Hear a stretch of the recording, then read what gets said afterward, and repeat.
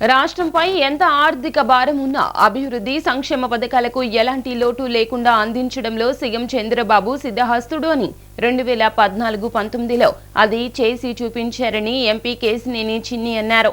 జగన్ అప్పులమయం చేసిన ఈ రాష్ట్ర ఆర్థిక పరిస్థితిని మెరుగుపరచాలంటే రాష్ట్ర సీఎం చంద్రబాబు ప్రధాని నరేంద్ర మోదీ వల్లే సాధ్యపడుతుందన్నారు.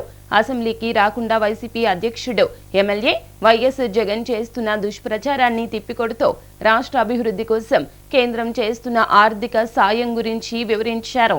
గురునానక్ కాలనీలోని విజయవాడ పార్లమెంటు కార్యాలయం ఎన్టీఆర్ భవన్లో ఏర్పాటు చేసిన మీడియా సమావేశంలో పలు అంశాలపై విజయవాడ ఎంపీ కేశినేని శివనాథ్ మాట్లాడారు. ప్రస్తుతం లోటు బడ్జెట్లో ఉన్న రాష్ట్రాన్ని గట్టెక్కించి అభివృద్ధి పథంలో నడిపించేందుకు ముఖ్యమంత్రి చంద్రబాబు నాయుడు, మంత్రులు లోకేష్, పవన్ కళ్యాణ్ పలు విధాలుగా కష్టపడుతున్నారని ఎంపీ కేశినేని శివనాథ్ అన్నారు. జగన్ తన పాలనలో ఎంత ఆర్థిక విధ్వంసం సృష్టించాడో సీఎం చంద్రబాబు విడుదల చేసిన శ్వేతపత్రం చూస్తే అర్థమవుతుందన్నారు.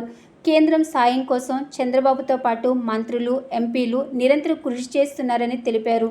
అందరికీ నమస్కారం. కొత్త ప్రభుత్వం ఏర్పడిన కాడి నుంచి నిన్నటి పార్లమెంటు సమావేశాల వరకు మన ముఖ్యమంత్రి నారా చంద్రబాబు నాయుడు గారు ఎంతో కృషితో రాష్ట్రానికి రకరకాలుగా కేంద్రం నుంచి సహాయం తెచ్చే విధంగా నిరంతరం ఎంపీలం కానీ, రాష్ట్ర మంత్రులం కానీ, ఎమ్మెల్యేలం కానీ అందరం కూడా కలిసికట్టుగా రాష్ట్ర అభివృద్ధి కోసం మేమందరం గత 2 నెలల నుంచి కూడా నిరంతరం కేంద్ర ప్రభుత్వంతో సంప్రదింపులు జరుపుతా ఏ విధంగా రాష్ట్రాన్ని ఆదుకోవాలి. ఇవాళ ఉన్న రాష్ట్ర ఆర్థిక పరిస్థితి మొన్న కూడా చూసాం. అసెంబ్లీలో విడుదల చేసిన శ్వేతపత్రం నిన్న ఎంత దారుణంగా ఉందో రాష్ట్ర ఆర్థిక పరిస్థితి మనందరికీ అర్థమైంది.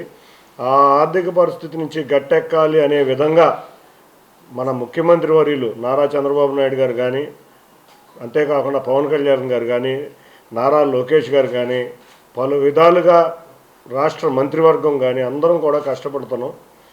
అందులో భాగంగా చంద్రబాబు నాయుడు గారి కృషి వల్ల కేంద్ర బడ్జెట్లో రాష్ట్రానికి అత్యధిక నిధులు రావటం మా అందరికీ కూడా చాలా ఆనందకరమైన విషయం. ఎందుకంటే చంద్రబాబు నాయుడు గారు ఢిల్లీ పర్యటనలో మేము కూడా పాలు పంచుకున్నాం. తప్పకుండా వారు కోరిన విధంగా చాలా వాటికి వాళ్ళ కేంద్ర బడ్జెట్లో రావటం హర్షణీయం.